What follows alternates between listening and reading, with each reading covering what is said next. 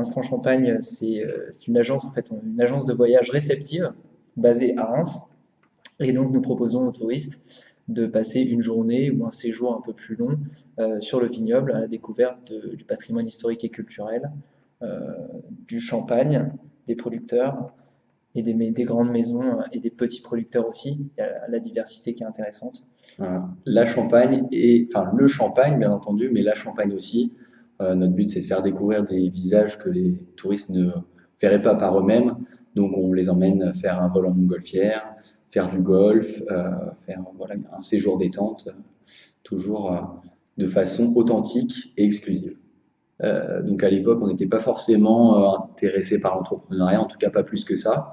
On a tous les deux fait du marketing, voilà. Clément davantage dans le champagne, moi dans le tourisme. Donc bon, c'est déjà une complémentarité qu'on avait depuis le début. Et l'entrepreneuriat est venu un peu plus tard, même à la fin de notre cursus, après nos stages.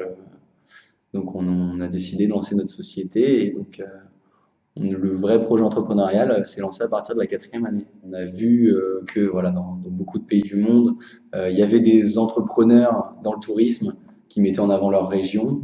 Donc voilà, c'est vrai qu'au retour de cette expérience à l'étranger, moi-même étant un des Rémois de l'école, je voyais la différence entre la demande, la potentielle demande et le manque d'acteurs sur le marché. En plus, bon, comme j'aimais beaucoup le tourisme, la région Champagne, c'était ma région natale.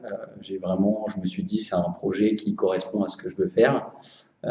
En plus, bon, voilà, monter sa société, c'était quand même une belle chose à faire. Et donc, voilà, j'ai proposé à Clément de me rejoindre sur ce projet.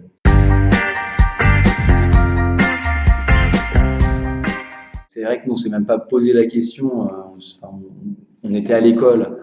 On s'est dit, c'est une structure qui va nous aider, qui est enclin à nous accueillir. En plus, nous, on fait quelque chose qui voilà, s'inscrit dans la région. On est obligé d'être en Champagne et ça nous plaît d'être en Champagne. Donc, il n'y avait pas forcément d'autres possibilités. Enfin, nous, on n'a pas réfléchi pour aller ailleurs. On s'est dit, Neoma, c'est l'incubateur qu'il nous faut parce que voilà, il y a une structure, on est proche de, voilà, il y a les profs qu'on a eus pendant nos 3 années d'études qui sont aussi intervenants pour l'incubateur, qu'on peut aller voir n'importe quand. Donc c'était assez logique comme choix en fait. Et puis ils sont assez contents d'avoir des projets, des porteurs de projets locaux aussi, parce que bon, la plupart des projets, ils n'ont pas forcément une attache régionale, locale.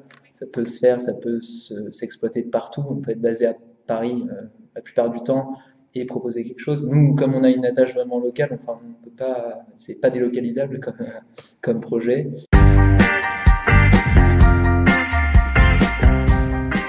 On a accès à voilà, des avocats, des conseillers plus bancaires par exemple, techniques, pour des solutions d'internet, des choses qu'on peut trouver par soi-même, mais ça demande du temps, de l'argent. Là, on avait accès à ces ressources assez instantanément. Au niveau financier, c'est intéressant aussi parce que l'incubateur propose des subventions pour les projets qui sont menés à terme. Donc c'est vrai qu'on peut pas arriver et se dire je vais toucher de l'argent et au final je vais pas lancer mon projet. Voilà, c'est pour aider les jeunes entreprises voilà à se lancer. Donc ça c'était important aussi l'aspect financier. Et après les contacts qu'on se fait même au niveau des incubés entre eux, c'est vrai qu'il y a plusieurs projets, il y a beaucoup de projets. Il y en a qui sont proches des nôtres, il y en a qui sont un peu plus éloignés, mais on a tous quelque chose à apprendre à l'autre. Nous, souvent, on appelait M. Coulot, qui est un peu l'intermédiaire, puis on lui demandait, voilà, on a besoin de conseils, enfin de réponses surtout, à nos questions au niveau juridique, parce que bon, nous, il se trouvait que c'était une profession qui était assez réglementée. Il nous mettait en lien avec un avocat, comme Rémi l'a dit. Il faut savoir que la subvention qu'on a eue via l'incubateur, nous, ça a représenté quand même une bonne partie de nos besoins. On n'est pas une société qui avait de gros besoins pour le lancement, mais nous, ça nous a permis quand même, enfin, ça a été une grosse aide plutôt qu'une petite aide au niveau du financement.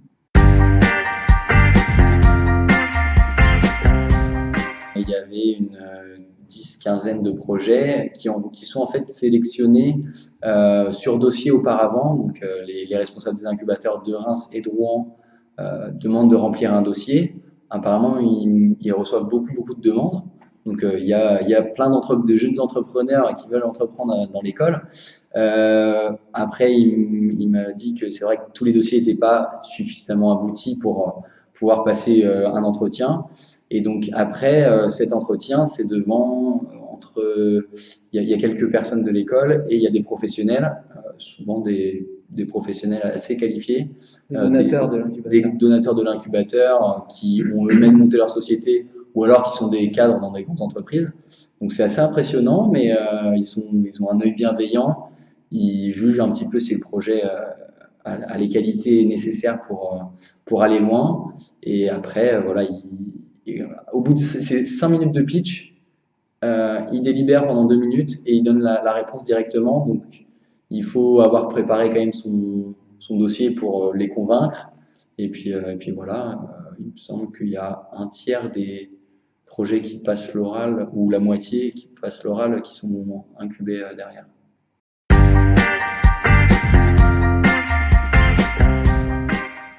C'est le débat qui revient tout le temps. Ouais. Moi, je réponds toujours en disant que c'est à ce moment-là que tu n'as rien à perdre et que en soi, le risque que tu prends, il est nul, quoi. Après, a priori, ça marche pas, tant pis. Tu auras perdu 2 ans. Oui, après ça peut se revendre en entretien et alors Voilà, tu vas tu auras perdu 2 ans en temps, mais oui, tu auras l'expérience, voilà. Et puis si ça marche, tu vois jusqu'où ça va. Mais je crois vraiment que tous les gens qui disent, je pense que idéalement, c'est vrai que c'est bien de prendre de l'expérience dans une entreprise, ce que j'ai jamais fait, oublie ça. Euh, Prendre de l'expérience dans une entreprise et ensuite, en se basant sur l'expérience qu'on a, créer son entreprise. Sauf qu'en pratique, une fois qu'on est rentré un peu dans la machine, enfin dans le cycle entreprise, j'ai un job, j'ai un salaire, une fois qu'on a une sécurité. voilà, j'ai aussi niveau personnel, voilà, des attentes qui évoluent. Une fois que tu es là-dedans, c'est beaucoup plus compliqué de se dire allez, je relâche tout et je repars du départ. Je reviens, je sais pas, 5, 7 ans, 10 ans en arrière et je recommence quelque chose de nouveau. Je pense, c'est ce que je pense. Après, je pense que le meilleur moment, c'est soit très tôt, soit très tard. C'est-à-dire une fois qu'on a fait notre carrière d'entreprise.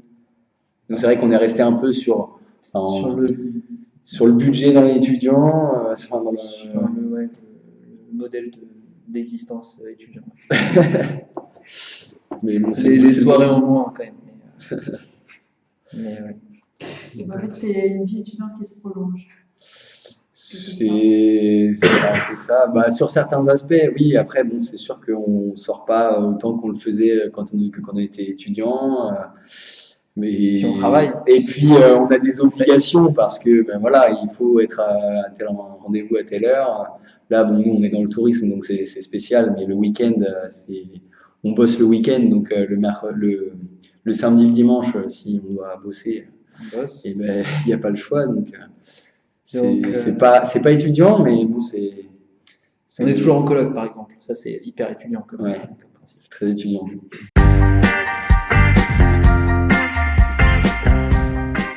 C'est énormément de questionnements tout le temps. Parce que la formation qu'on reçoit à Neoma, elle est professionnalisante, mais à part les stages, c'est vrai que tu t'adresses très facilement t'as très facilement un interlocuteur à côté de toi pour te dire voilà, c'est comme ça qu'il faut faire ou c'est ça qu'il faut faire.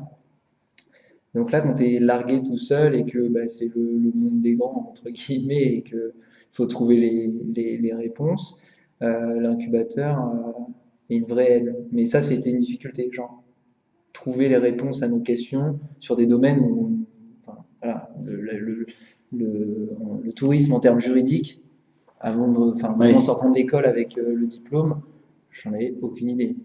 Et voilà, ça nous met en relation avec des gens. Avec des gens qui s'y connaissent eux. Oui, voilà, il n'y a pas forcément des gens dans l'incubateur qui savent répondre à nos questions, mais au moins ils nous aiguillent et ils nous redirigent vers des personnes qui sont aptes à répondre. C'est le questionnement, l'inconnu qui est compliqué et trouver les interlocuteurs, moi que j'ai trouvé le plus difficile. Parce que on se dit, putain, si j'avais la question à cette réponse, l'inverse, la réponse à cette question, on passerait à l'étape suivante et on avancerait vachement plus vite, sauf qu'on est bloqué par ce truc-là. Et c'est ça la principale difficulté, je pense. Ouais, mais bon, c'est vrai qu'il faut pas trop s'inquiéter quand on monte un projet. Il y a des difficultés, on se dit, nous là, il y a même 6 mois, on a cru qu'on était obligé d'abandonner à cause de réglementation, voilà, de plein de choses juridiques dans le tourisme. Et on ne voyait pas de porte de sortie. Au final, c'est arrivé assez facilement. Donc, voilà, il y a des moments où ça avance super vite, d'autres où tu restes un mois bloqué sur la même question. Mais bon, il faut prendre son mal en patience. Et puis ça, quand on est persévérant, il n'y a pas de raison pour que ça marche pas. C'est aussi beaucoup de plaisir de monter sa boîte, il faut pas l'oublier.